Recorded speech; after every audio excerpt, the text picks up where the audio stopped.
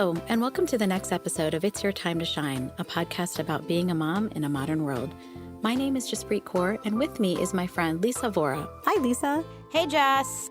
Last time we started a conversation about marriage and the clear communication and self-awareness that goes along with making marriage and relationships work. Today, we're going to continue that conversation, embodying the spirit of clear is kind. Another question that I often ask myself, life question, is like, do we only learn by making mistakes? Because, if you think about like education, society, and having a support network, the purpose of like school and the purpose of having a support network is to springboard people forward in their learning. And like, just to use like science as an example, like I took a lot of physics in my life, right? Like high school, college. And I learned from the trial and error of scientists going back like 300-400 years. Like they did experiments, they documented them, and that knowledge has been shared. Right. Like kids today know who Einstein is because there's toys that are called Baby Einstein. I'm just kidding. Yes, that too. Sorry. But you know what I mean? Like, how come there's no relationship advice? Like, I'm not trying to be like a crunchy mom and say like, oh, we need to teach a class on relationship advice in school. I'm not going to that extreme. So you're looking at, there's no quantitative advice like science.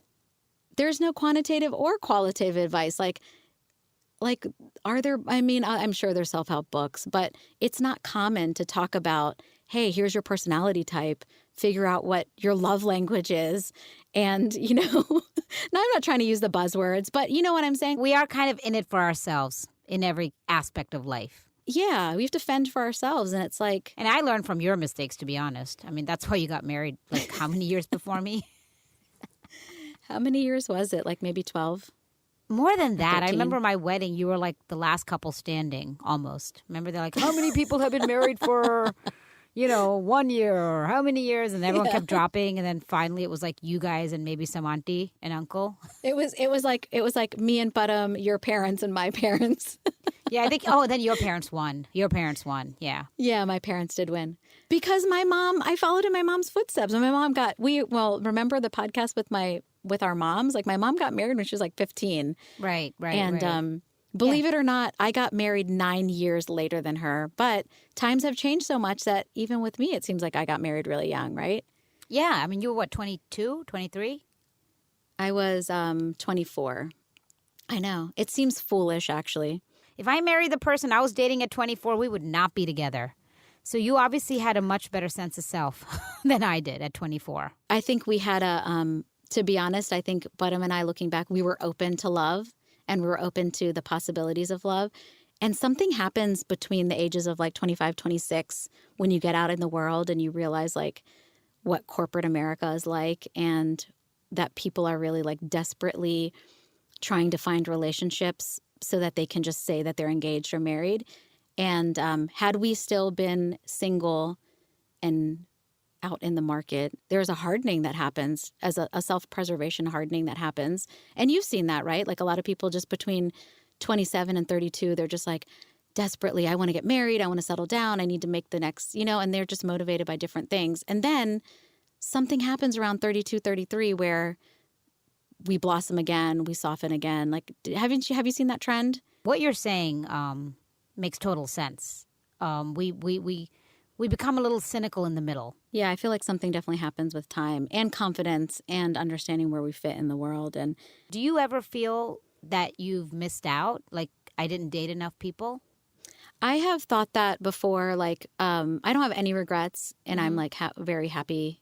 Like, I consider myself really lucky because as much as I believe in like karma and chaos and kindness, I'm just like, man, even if everything that happens in the world was destined or if everything is completely random, like either way, I got really lucky. Yeah. But I will say like there is some life advice and some wisdom I think you do get by going through times of your life, periods of your life, like that 26 to 32 time frame alone. Right. And I know that there are some things that I'm not good at. For example, I've never really had to get along with people from completely different backgrounds and perspectives because I've always had a husband and a family that I can go back to. You've kind of had the security of that too, right? But Yeah, and I think the security can give you a false sense of confidence, right? Like, I don't need to worry about this because I already have my husband. When the truth is, like, I need to put as much work into my relationship today as I would have had to, like, for the last 18 years. Yeah, I mean, you have to, I mean, really, in order to make it work, you have to grow in the same direction and together. And you guys did, but it's easy to say, oh, you did it, great. I mean, it has taken you a lot of work to get here. And and the work continues. It doesn't ever stop. It gets harder. Oh, really? Oh, no, don't tell me that. I'm waiting for my 7-year itch next year. I'm just kidding. Oh, my gosh. That's so terrible. No, you know what? It gets harder because what ends up happening, to be honest, is that you think you've nailed it. Like, things are going well and you think, oh, we got this. Right. This is cool. And then life will just give you a total, like, you know, one day your husband will be like, I don't want to work anymore. I want to take a break. And you're like, hold on a second. You're the primary breadwinner, you know?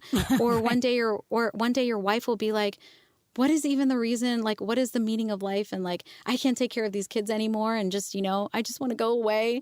And how do you deal with that? I mean, there's just like a constant change. And the self-confidence is actually the worst thing you can get. And we see it on our kids too, right? Like, they master something and they think like, oh, I'm so great at tennis. I'm going to obviously be really great at golf. And then they go out for golf, lessons, or they go out for like a team tryout and they fail miserably and they're crushed. And it's like, yeah, you sucked at that. That's why you're crushed. Right. Keeping it real parenting. Yeah, you think like, and you know, there's a real story behind that. But, you know, like, Amrik plays tennis with his dad and he's pretty good. Well, guess what? The other 40 kids that tried out for the 12 spots on his team have been playing and practicing a hell of a lot more than he has. Right. And that realization that, like, you're in this world and your view is just very limited to your view. But I think, like, it is hard. And, you know, sometimes people will be like, oh, you didn't date that much. And, you know, like, you missed out on the fun times or whatever. I'm like, no, actually, the fun times start like after you're 30. So anyone who's out there who's like 20 and thinks that they're having the best sex of their lives, like, they're not. So that's the consistent part. It's the age, not whether you're married, single. It's starting at 30. I think so. Do you agree? Don't you agree? Yeah, I mean, I think you and I are very similar. And I think that you got married early, knew what you wanted then, and you guys were open to love then. Me, on the other hand, I also knew what I wanted, and I just kept dating people, and I was like, bye-bye. So, you know, but we're still similar, but we've had different paths. And I think, like, you always knew what you wanted, and you would, like, I admire the fact that you didn't settle. You would never settle. You're like, nope, not going to do it, because you had, like, a high self-worth. I am so big on being me. Like, I would date what everyone would say, oh my God, this is perfect. This guy's great. But only I was alone with him. And I'm talking about no one in particular, just, you know, general dating. Sure. And Yeah. I'd be like, a little conversation that no one else would pay attention to. And I was like, I do not feel like myself. He just robbed me of me. And the next day, that's it. We're done. I was everyone's like, I wouldn't even tell people I'm dating anyone until we got to 6 months because I knew it wouldn't, and I didn't feel like explaining it to people. Yeah, so smart. That was always the most important thing, that I am who I am. I have a script. I'm Lisa. And if I deviate from it, I'm not going to be with that person, even if I really like them, because something felt wrong about that, about not being me. I can't even explain. I'm not very good at explaining. I just am good at doing, and I just know, you know? So. Yeah, no, and I don't think you have to explain it. I'll tell you what I observed is, like, you always were very aware of yourself, and you had a very high self-worth. Oh, thanks. So you weren't looking for external validation. I truly think that that's pretty rare. I think it's more common in today's woke days, but I think it was rare then, and maybe it's a little rare now, and it takes some guts to do it. I wasn't like that. I had self-confidence, and I was, you know, proud to be who I was, but part of our relationship working, you know, when I say, like, I was open to love, because I think some people aren't open to figuring out what love means and what a relationship means. They're just not ready for it. I was open to that portion of it. So I didn't know what to expect. I didn't know what we needed. and I didn't know what we wanted.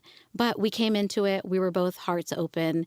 And we were like, hey, let's see what happens and we'll figure it out together. And we kind of grew up together because, 23, 24. So Bottom was 21 when I met him. I was 22. He graduated college while we were together. We got engaged like a month after he graduated college. And so we kind of grew up together and we were learning together at the same framework. And just like those women who went to graduate school and found out about a better way, the odds were 50-50 for us to even grow up and be like, ooh, you know what? That's not the person I want to be, or this is the person I want to be. But because we were on the journey together, and that's why I say we're lucky, we figured that out. And it wasn't perfect. Like, and a lot of our listeners know, like, we lived in a joint family for a long time. Right. There was every which way, like, draw a string between every person that lived in our house. We all had conflict. We all had moments where we bonded, and we all had moments where we hated each other. Like, I hate you, screaming at the top of your lungs. But because we were in a Punjabi house, we didn't scream at the top of our lungs. We just smiled, drank our cha, and went back to our rooms. We just held it in. Yeah, and that's so bad. Like, it's terrible. It's not good for you. Right. And so when you finally can voice your opinion and you can finally talk about what you want to talk about, I will never miss an opportunity to talk things out. And I've learned that from you too, because you like you said, you've always been one like, hey, just discuss it. And I married into a family that's like, find the closest area rug, get a broom, and sweep everything under there. It'll hold. Yeah, my parents are like that. Everyone's like that. Indian, Punjabi, it's a very big, for some reason, they don't like to talk about their feelings or anything. Because they like sweeping things under these big lumpy rugs. Like, you walk into a room and you're like, is there a body under here? What's going on? And they're not even the nicest rugs. I mean, if you're going to sweep it under a rug, can it be a little modern? I'm saying. And the broom is like those made out of straw little things you got to like squat down. It's a jaru. Yeah, it's a jaru. Indian broom.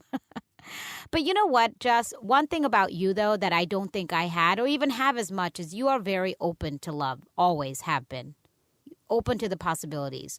Just because things worked out for me, meeting Samir later in life doesn't mean that I don't feel that there are some relationships where I felt that I probably could have been more open. And it might have worked out. It might not have. I'm sometimes a little too logical and nope, I'm not myself. Bye-bye. And I could have been more open at that time.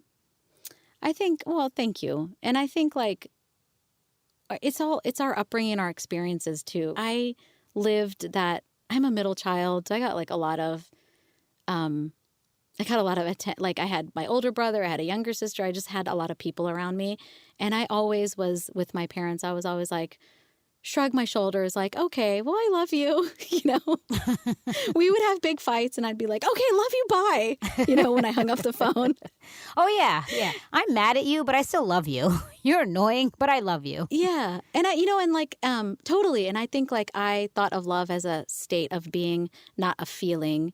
And that's something that I try to tell my kids, like, love really is a choice. Like if we choose to love someone, that sounds so philosophical, like I'm trying to be provocative, and I'm not trying to be provocative, but it's true. Like, love is really a choice. It's not just a feeling that you have for someone. It's not just the zing that you get when you see someone that you have like an attractiveness to, but it's also a choice, like to say, I value you as a person, you're here, and we have a relationship for a reason. And I really believe that all of our relationships, like the people that come in our life, there's a purpose behind it.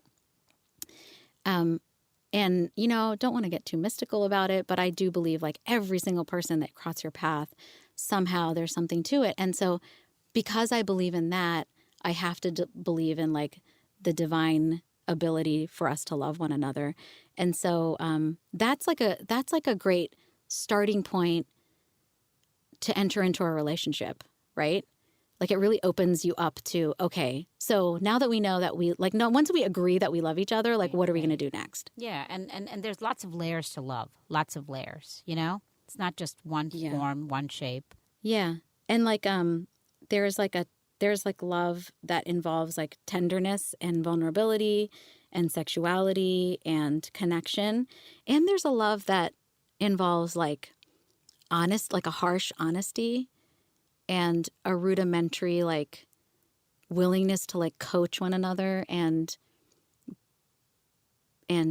be to say the things that maybe the other person needs to hear but doesn't want to hear. Yeah, you wanting them to be the best version of themselves, So if you can do something, and same both ways, you want to be around people who want the best for you, So. Yeah, I totally agree. And I think like there's functional things you can do. Like we were talking about a mental state and a willingness like to commit into a relationship and kind of like lean in during the tough times, which we all have to do. But I think there's other things like there's some routine stuff and some like make it part of your lifestyle things that you can do that can help with a marriage as well. Right. And you've talked about that a lot, like date nights and other things that you guys do. Like, do you want to talk about that a little bit? I'm big on date nights, and I know that Samir's not as proactive, but I know it's not because he doesn't want to do it. It's just he's really busy and there's a lot going on, so I don't mind taking it on. And just yesterday, I did the next 6 months. I emailed all grandparents, can you do this day, once a month, every Saturday, we need to have date night. Oh, that's awesome. Every month you guys do it? Okay, so we try to do it every month. I mean, things happen, but in general, yes, that's always our goal is to have it. And then, we're going away this weekend for my birthday. So looking forward to that. But yeah, I mean, it's important for me to go because our lives there's so many different things that keep happening, Allie, school, his work, my work, house, sale, all the things going on. And sometimes I just want to go back to that setting, just me and him dating. And I feel I need that to recenter myself or to recenter our relationship, if that makes sense. No, that totally makes sense. And I'm thinking about like, we don't go out once a month. We don't have like maybe I should do that. I should try to be like first Saturday of the month just to ensure that it happens.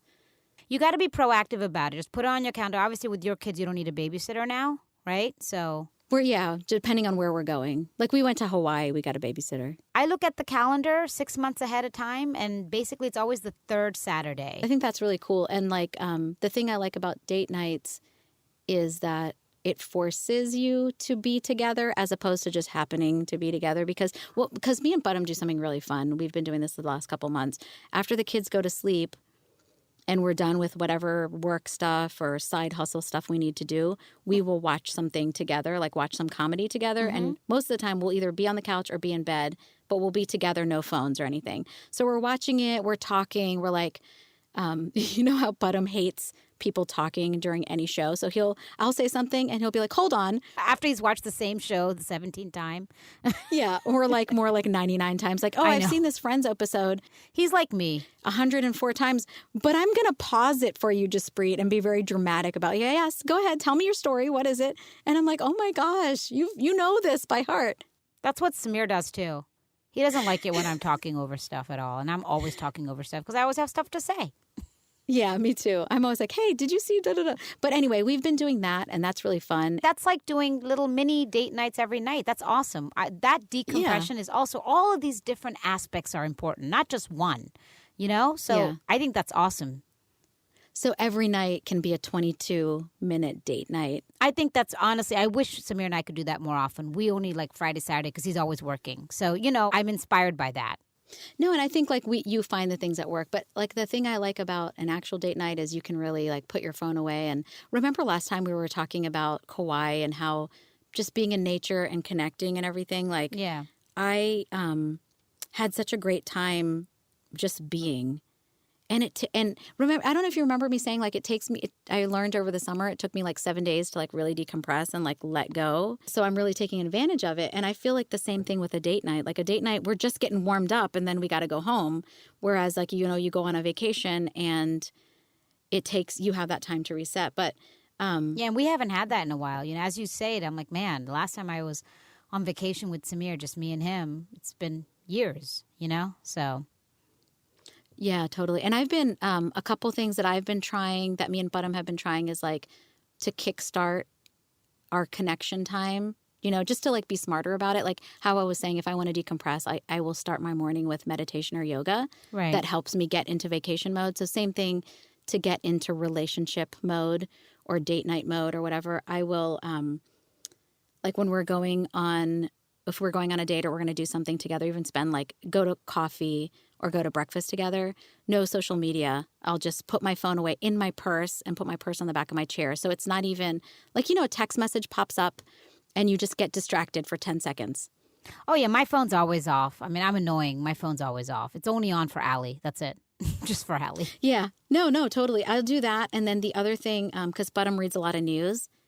So when we're on like date night mode or spend a morning together mode, I'm like, no news. None of these alerts. There's always something. He is like on top of anything, current events. He just knows.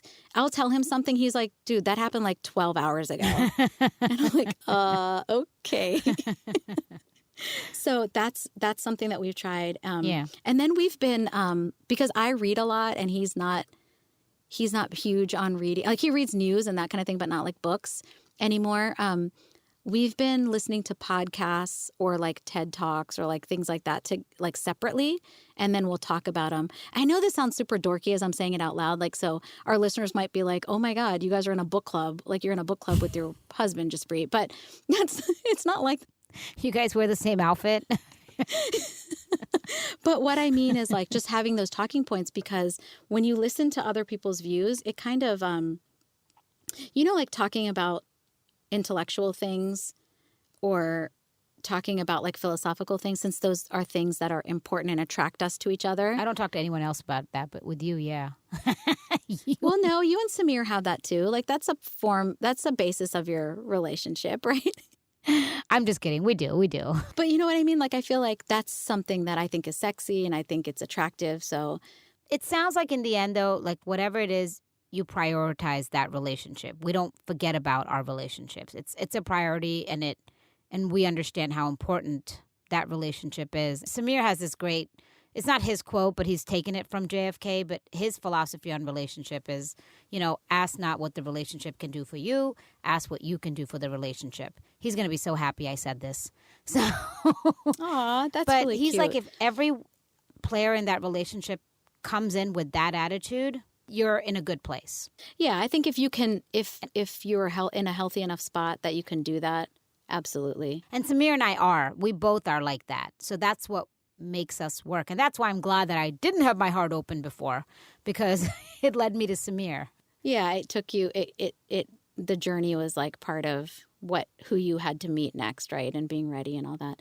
Exactly. But that doesn't mean I don't acknowledge those things either. I can still learn from that, and teach my child to keep her heart a lot more open than I did.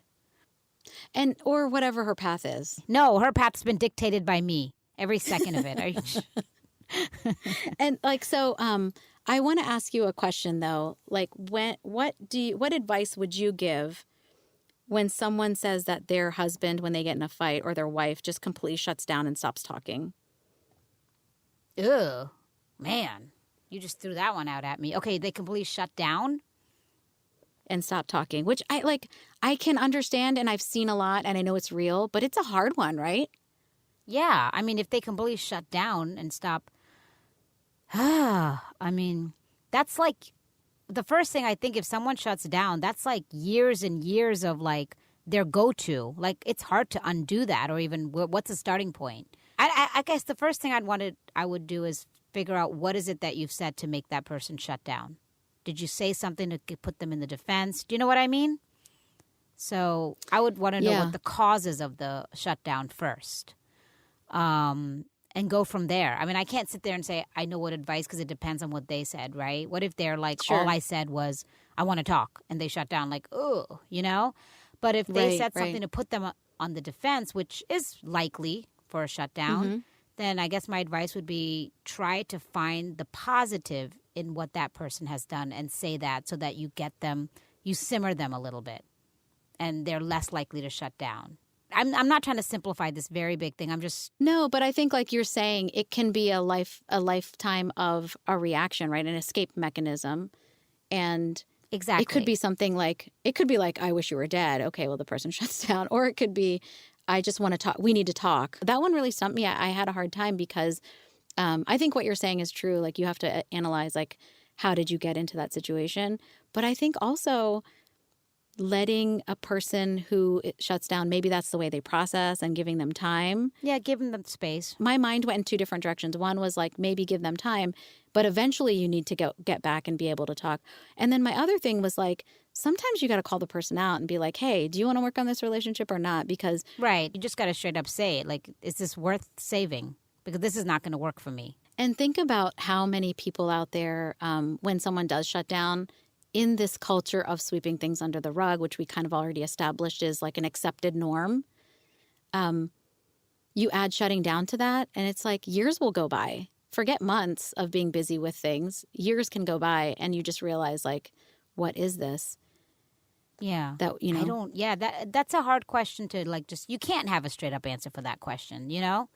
Yeah, but when people call, when someone calls me and asks me for advice, they're looking for a straight up answer, and I need help.